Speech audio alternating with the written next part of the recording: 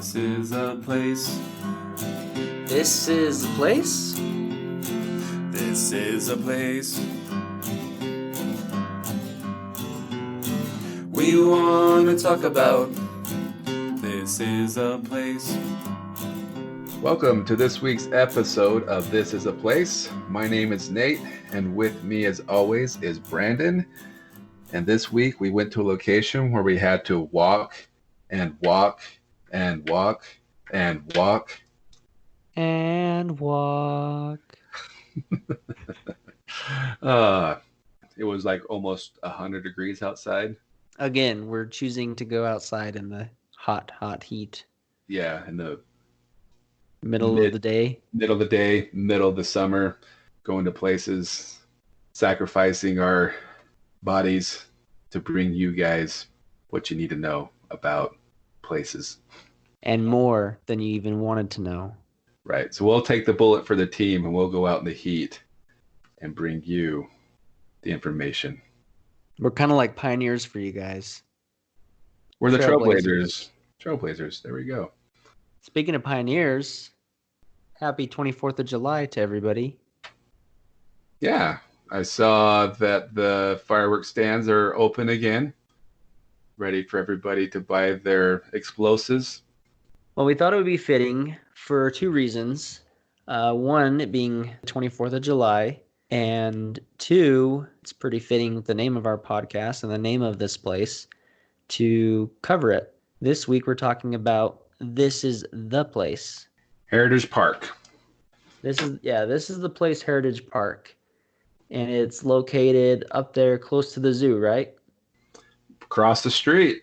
So we'll start out going as we usually do and look at some reviews for the place. I'm assuming they have quite a few reviews, right? Because they've been around for a while. Yeah. 1,800 what I saw. Good amount of reviews. Iris said, kinda a pointless place if you aren't part of the LDS church. Kids 5 to 10 would maybe like it, but that's about it. I mean, I can see that. Why maybe you'd feel it's just for members of the church, right? But the pioneers were the ones that came here and kind of built the whole state up from the beginning, right? Right. It was the Mormons who settled here. So doesn't mean you have to be a Mormon to appreciate what they did. So you should kind of know going into it, if you're going to check this place out, yeah, it's going to be pretty Mormon up in there. Pretty heavily. But Mormon history, we should say. Mormon history, exactly. But I think rather than saying Mormon history, I just look at it as Utah history. Yeah, because that's really what it is, right?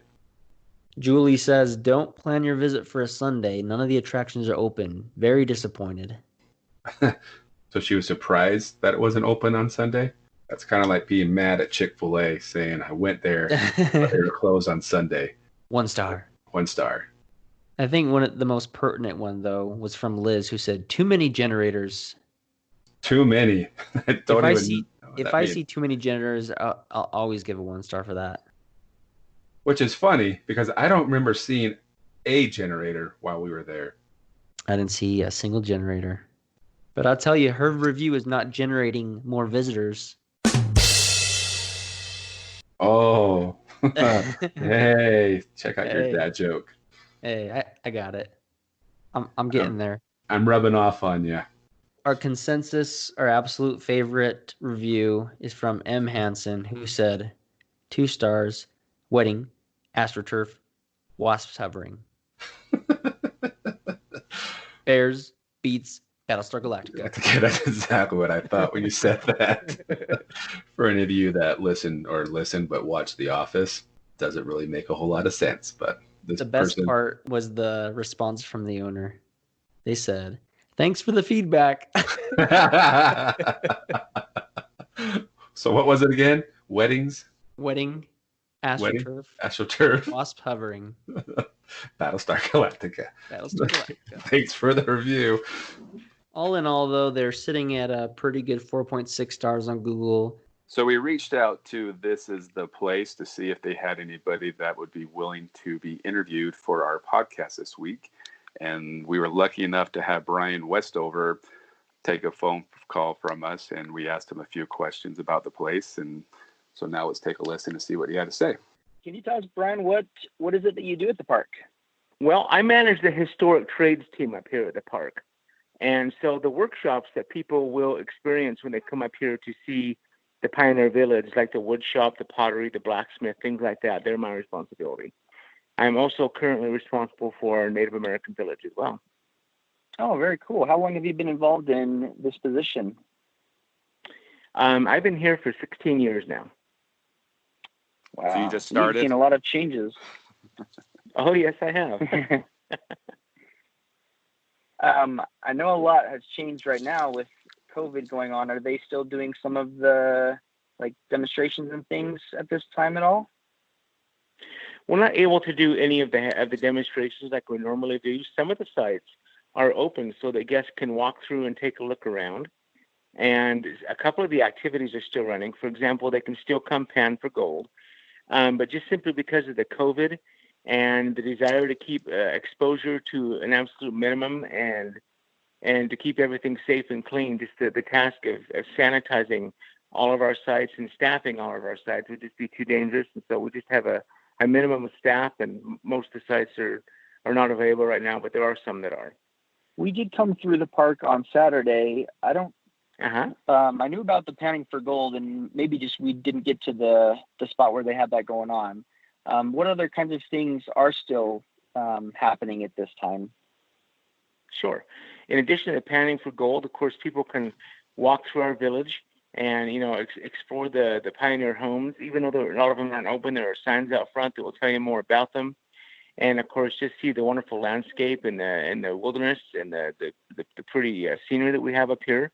The Huntsman Hotel is open if they want to get something to eat, and the Pioneer Children's Memorial is open, and the Native American Village is open to go up and walk around as well. And the fact that you are limited, the pricing's different than what it would be a year ago. Yes, it's half price. Right. So. It's half price. I know I saw yesterday that you guys have for the last few years been doing the market for around Christmas time, and I saw that was canceled. Anything you guys have that's new or up and coming within the next even year, or anything that people can look forward to? At this point, we still have a lot of unknowns that we're dealing with, just like everybody else. Our Chris Kindle Mart, our German Christmas market, has been officially canceled for the year.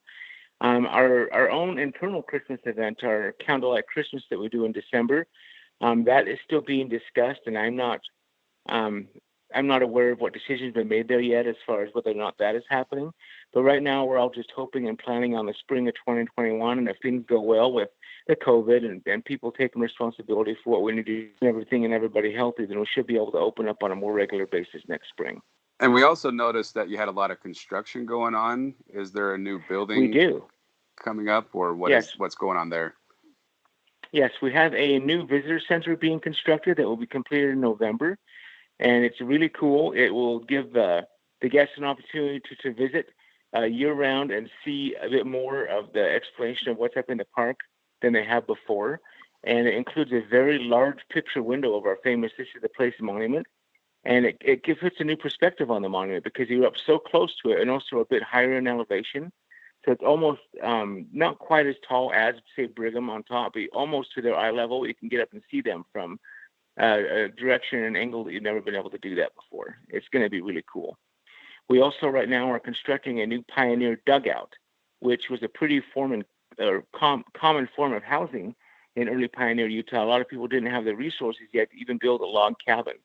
And so a dugout was just dug into the side of the hill. And so that's a new home that we're constructing up here right now as well, that people will be able to see and experience. Very cool. And you said you've been there for 16 years? Yes, 16 years. So do you have a favorite either activity or part of the park that you think is the best? Sure. I'm a little biased because I am responsible for the historic trades, but I really do love my trade shops. I love the fact that, in our society today, we're very disconnected from tangible things in many ways, far more than our pioneer ancestors were. I mean, a lot of us work on the internet all day long, and we call it cyberspace. It's almost as intangible as anything can get, where people can come here and really see from the scratch materials and from just skill and hard hand labor how things are made and where they come from. And of course, many of the articles that we use in our daily lives today are also made somewhere by somebody. But a lot of people in our modern lives just don't even stop to think about things like that. Where does my car keys come from, or my wallet, or the shoes that I'm wearing? And it really just helps people put themselves in more of a connected place with the things that they own and where those things come from, tangible things. We can't even live without our cell phones nowadays, but they didn't even have Right. television or even electricity for the most part. So it's Right. kind of fun to think about simpler times back then and be able to see that up close and personal. It really is. And a lot of people who are also in their own life seeking to go back to basics or to find a more simple way to live, whether you're going as far as going off the grid or just even being more self-sustaining in your home. A lot of people come here for information, inspiration about things like that as well. How to make things for yourself and make do and provide things for yourself so you don't have to go buy everything that you need. That's a good point. Well, we got a curiosity question for you since you've been there for 16 years. They used to do a Halloween event. Yes, we did. That was a lot of fun. Why that's not going on anymore, or if there's any plans on bringing it back, or just maybe explain what you guys used to do? Yeah, what we used to do was what's called Haunted Village or Haunted Deseret. And it was kind of like any of the haunted attractions that you would go to, like Fear Factory or Nightmare on 13th. We would walk through our venue and have different kinds of spooky encounters with the paranormal and ghosts and monsters and things that startle you and things that unsettle you, and just have some good old-fashioned Halloween fun like you do at any of those other places. The difference that we had was that we were an outdoor venue with lots of smaller buildings, and so instead of just going in one end of the building and out the other end of the building, when people come up here and do this, they're walking through fields, through woods, through forest, and then through buildings and back and forth and in and out, and it really was a lot of fun. The primary reason we discontinued the activity is because one of our major responsibilities here is to curate and care for these beautiful original homes and buildings. And the event was very hard on those buildings. People, as they went out, would sometimes slam doors, and things sometimes got broken as people would be startled and jumped and try to get away from a ghost or a hobgoblin or something. And we had a lot of damage and breakage and things like that. In addition, because it puts so much of a strain on our staff. A lot of our staff are students and teachers who in the fall, they go back to school, and so they're not available to work like they are in the summer. And so we were a bit on the short staff side. And so having our people work all day to have the daytime pioneer experience and then come in and work half the night as well is just very taxing on our resources. So those are the primary reasons we decided to discontinue that activity. We do still have Halloween things going on in October for the children called Little Haunts, where they come during the day and they go trick-or-treating from home to home and get treats and things like that, and have costume parades. And that's very cool that you still have that element. Nate hadn't been to the Haunted Village. I'd gone a couple of times a couple years ago, and it really was unique. I'm not the best with dealing with scary stuff, but there was something different about this one. It was not as close of quarters where you feel like you're claustrophobic, but you'd be out in like you first walked through a field when I went, and there was like a headless horseman that came through. And I liked the aspect of incorporating the park and kind of I guess you could say the genre of your scares. It was more old time, like it's pioneer legends and those kinds of scares. And it was a lot of fun. So sad to see it leave, but it was really a fun thing while it lasted, at least. Yeah, we were sad to see it go in many ways too. It was a lot of fun for us and fun for the guests, but we just decided that the costs outweighed the benefits. And did you ever get involved in the scaring, dressing up as some kind of a scare actor yourself? Very nearly every night I was up here scaring somebody. In fact, at some point I may have scared you to death. Oh, I hope so. What was your costume you were wearing? I did a variety of things. I was really good at kind of being the disturbing, scraggly looking, wild out hillbilly out in the woods. It's kind of come from out of nowhere and make people feel really uncomfortable. Well, that's what people like around Halloween time. So It is, yeah. That's awesome. Another kind of question along those lines, Brian. Do you have any urban legends or anything about the park that you could tell us since you've been there for so long? Yeah, there are a lot of stories about a lot of the homes and buildings up here being haunted. Some people have experienced those things. Many people have not. I know people that have worked here even longer than I have and have never had a single thing happen to them. But I've also known people who have worked here for a very short time and have had so much happen that it almost made them uncomfortable, and they weren't able to go into the building anymore. So it just kind of seems to run the gamut, and they're fun stories to talk about and things like that. But really, I think most of the experience that a person's going to have as far as anything paranormal is going to depend more upon that person than upon the place that they're at. I can see that. I sometimes use a phrase, you find what you're looking for. So if you're looking for some experience like that, You're probably going to find it. But if you're not, then you're not going to. So exactly. And people do a really good job of scaring themselves as well, because you really know what you're afraid of. So you'll start thinking about that, and there you go. All right. Well, just to finish up, Brian, just a final question. How can we find out more about the park, or what kind of events are going on? Sure. Well, you can follow us on any of our social media platforms on Facebook or Instagram. And, of course, our park website at thisisaplace.org is always up to date with calendar and events coming up and things like that. So, okay, Brian. Well, thanks again for your time. And thank you, Brandon. Just visiting the park again in the near future. Great. Sounds good. Thank you so much. Have a happy Pioneer Day.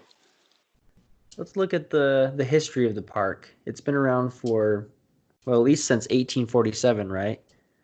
At least. July 24th, 1847. They say this is where, as the pioneers came into the valley, Brigham Young first saw the Salt Lake Valley, which would soon become the home of the Mormon pioneers.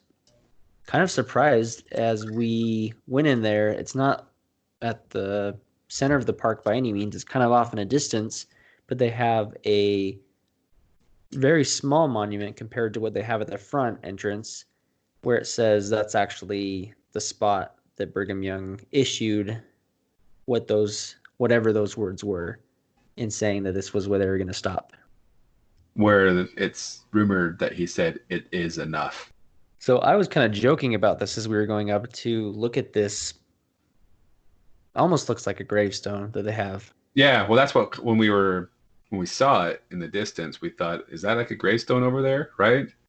Or a headstone? And we walked over to it and found out it was the little monument for this. But it was kind of low key. We could have definitely missed it. Everyone says this is what Brigham Young said, and I think we even covered this in our introduction episode of the podcast, but Brigham Young never said the words, "This is the place."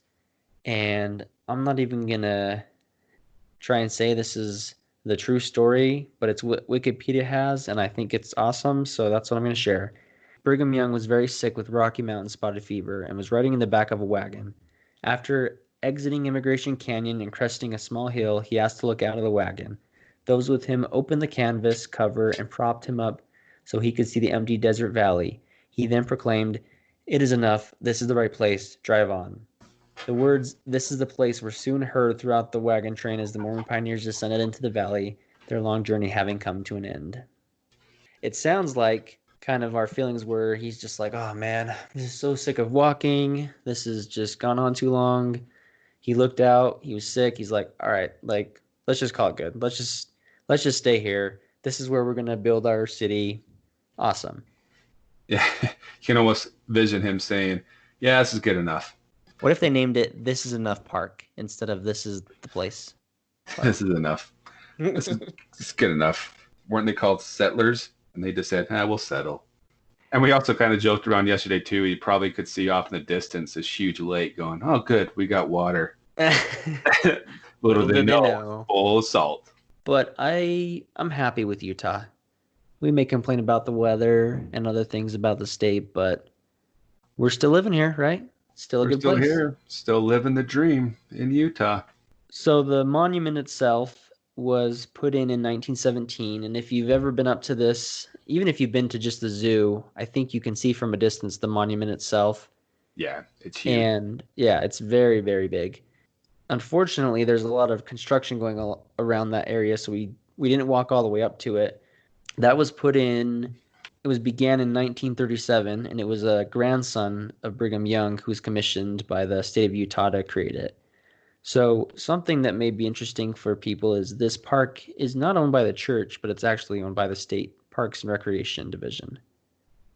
And I personally did not know that till we went to the park. I just always assumed it was owned by the church, but it makes sense that it is owned by the state. But yeah, it kind of has that vibe. You'd think that the church owns it.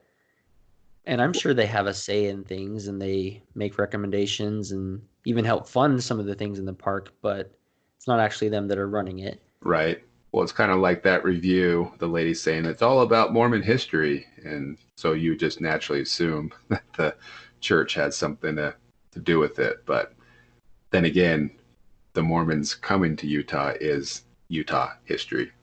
And what it is I won't go into the full details, but they've had, like we talked in our most recent episode about the cemetery, this is where they originally were burying a lot of those pioneers as they were passing away. And then they moved them eventually to the Salt Lake Cemetery. But this was an area, I don't know how many of the buildings were originally in the place they were at, but a lot of them were deconstructed and moved into this spot. So as we're walking around the village, it feels like itself like this kind of would have been a cool place to live back in the day. As you go through, you can walk through a lot of these old houses from pioneers. They've got a bank, they've got a store. Yeah, a blacksmith. What else did they have? And then like your little farm type situations. They also had the Relief Society hall. Yep. The she shed. The she shed. The first she shed. The first she shed. In Utah. Right. Yeah, it was kind of fun. I mean, that's kind of a fun thing and an eye-opening thing as well to put in perspective, like how small some of these houses were or the conditions they had to live in at the beginning here in Utah compared to what we have today. Yeah, and it's a really good place for history buffs because they have so much history there. You can even see plaques in front of each house telling you what that house was, who was that lived there. We will say that in these small houses, you did have to be pretty creative to find your own privacy. Yeah, I mean, basically, it's almost like you're going camping, right? And the house was just shelter. That's really what it was for, is to shelter you from the weather outside. So just you're not exposed to the elements, right? Yeah, you're just kind of glorified tent or a permanent tent. So if you wanted privacy, then for sure you probably went to the outhouse or on a hike or a walk. So tell me, Nate, what did you think of this being your second time visiting the park? What were your impressions? How did you feel about it? I think it's a cool place. If you're a history buff, especially a Utah history buff, it's a great place to go. And it, like I said, it was kind of cool to kind of put in perspective how they lived as far as their homes go. A lot of cool history, but I was, to be completely honest with you, a little disappointed in the park for the fact that, and I know, like we mentioned earlier, that's not really their fault because of the COVID-19 situation, but I'm just assuming that during normal times, it's a lot more interesting to go to the park than it is right now. So hopefully that doesn't come off as being mean. Yeah, it's just the nature of the time. You are interested in the history and you're not up to doing the pony rides or the train or any of the other things they have to offer. You just want to go and look at the history and pay $8 for it. This is a great time for you to go because you're going to get exactly what you want without the frills of everything else. I've been there. I went there even on the 24th of July quite a few years ago when I was pretty young, and they had everyone dressed up in pioneer outfits. They were playing the old pioneer games like with the stick and the spin the wheel. Yeah, spinning the wheel and other crafts that they were doing. So it can be pretty immersive and a lot of fun for kids to be able to be involved in those things and incorporating all that history. we wanted to do the episode because it's the 24th of July. It felt fitting. And actually, we wanted to take advantage of the lower price too. So on the website, they plugged a lot of things saying, okay, we get that these are different times. That's why we're reducing the price. But we still have this and this and this and this to offer. They also talked about Bergham's Donuts. You can go get some nice donuts that they make in front of you. Enjoy those. Awesome. I was super stoked about that because I love donuts. They also had the ZCMI store where you could go buy that old candy. Your wife was asking about the lemon drops. Right. The candy store and the donuts alone, I was really looking forward to. Fast forward to when we actually get to the park, there's no donuts, there's no store, and when we're kind of humdrumming around, upset about that, we're like, oh, at least the restaurant's open. We can go get some ice cream. We go into the restaurant, and there's no ice cream. When the freak did we get ice cream? Nobody got ice cream. Nobody got ice cream. And guess what? This weekend is like National Ice Cream Day or something like that. So missed opportunity. But a guy that mentioned in the restaurant said that they may open, they may not. There's just like no certainty of when they open up the donut shop or ZCMI Center or whatever. So a little disappointing, I guess, is what I'm trying to say. They have a newer section in the park, Pioneer Children Memorial. A lot of children, unfortunately, lost their lives during this time. So they have a memorial to those children, and it's a newer section of the park. It wasn't there the last time I went quite a few years ago. They have a nice stream running through the middle of it, and as you can walk up pretty high, and there's memorials and statues of everything. And I have to plug this because, I mean, this is my great-great-great-grandfather. They have a memorial to Ephraim K. Hanks, who went through and rescued the Martin Handcart Company by feeding them some buffalo that he'd found. And we'll go more into this in a future episode because, I mean, there's a whole movie about him, so naturally we got to talk about it. But that was exciting to see, and I got to go take a picture with his big statue. Yeah, that was kind of a cool little section of the park. And it was also nice that they had these speakers on each kind of section and statue that you could push a button and it would give you like the history of what's going on or who the person was. So that was kind of fun. And I love the fact that the artificial turf that they had there, so beautiful. Looked awesome. So I should have found that before I did my sprinkler system. Me too. So now I'm looking into what it would cost to install that turf on my property because it looked like it had just been freshly cut, like a nice lawn cut. It was super green. And I didn't notice that it was artificial until you're like literally standing on it. And even then it looks pretty good. So. And I don't know if you can play in the stream. I took my daughter into it and she was enjoying walking through the water. She thought that was funny. And it was pretty funny until she sat down. Yeah, that was a cool thing about the park outside of the cool houses and hotels and restaurants and stuff like that. What would your highlight be from our experience? I think seeing that new section that I talked about, being able to see my ancestor, I think it gives me that sense of pride. What about you? I liked my favorite building. I think we couldn't go inside of it, but it was just crazy to see how big it was the Kimball House. Yeah. I'm just like, wow, that's a pretty big house for by in today's standards as well. So I thought that was pretty interesting. And I just thought it was fun to kind of imagine living in that time period. I thought a cool idea would be for a resort where it's kind of like the movie The Village, if you've ever seen The Village, where you're just out in the middle of nowhere and all you have to just do is to live off the land, right? Live off the land, yeah. Live off the land, no electricity, no cell phones, no computers, but I think it'd be fun to live in a town like that. I know they do like pioneer treks where you can know what it's like to cross the plains like they did for a few days. They even do treks here, right? You can go on your own trek at This Is the Place. Oh, you can?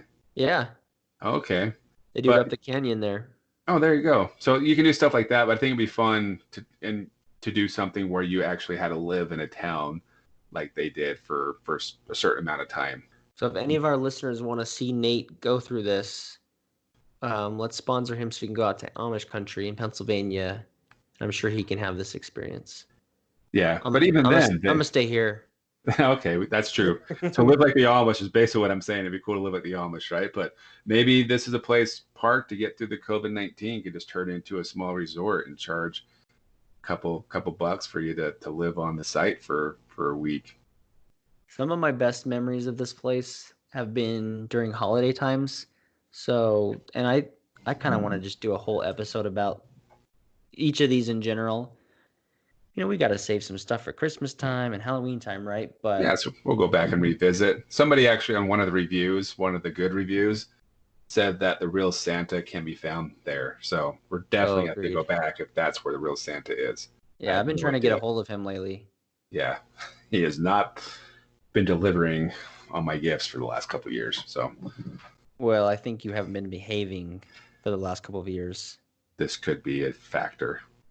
But I just want to give my appreciation for the pioneers and the struggles that they went through, the hardships they encountered, and that they overcame everything to be able to build up this valley that we enjoy. I 100% agree with you. So if it weren't for them, who knows where Utah would be right now, or how long it would have taken for Utah to be established. Whether you're a member of the church that's so predominant here or not, you can appreciate the struggles they went through to be able to build it up. What they said about Utah is it will rejoice and blossom as the rose. And I think from where it was when the pioneers arrived to what we have now, it has come a long way, and we're privileged to be in such a wonderful state with so much beauty and so much opportunity. I'm happy that I'm here. Me too. No plans on leaving anytime soon. So yeah, this is the place to be. This is the place.